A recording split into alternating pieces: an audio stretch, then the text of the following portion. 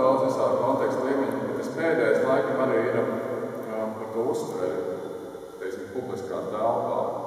jo ejot garām te izstāžu vietē, lielas sarkana burti, mēs ikdienā viens simtiem tūkstošiem redzam tādas Coca-Cola, Elkori un tā tālāk, jau, kad viņas vairs faktiski nelasījums, ja? Un kas man patīk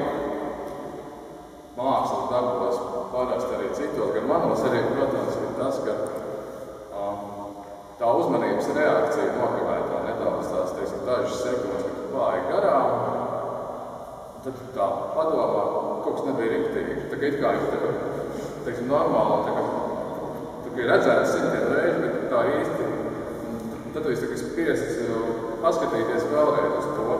Un man šausmīgi patīk šīs, teiksim, dažas sekundes, jo to es tā kā sauc, ka šajās sekundēs notiek māksla, ja, ka tu pamani un vēl īsti neesi tā pieņēmis lēmumu, tad tu esi tā kā aizķēries. Tādā ziņā šitā darba konteksts viņš bija arī tāda parafrāze un, teiksim, ironija par teiksim, cilvēku uztveru publiskā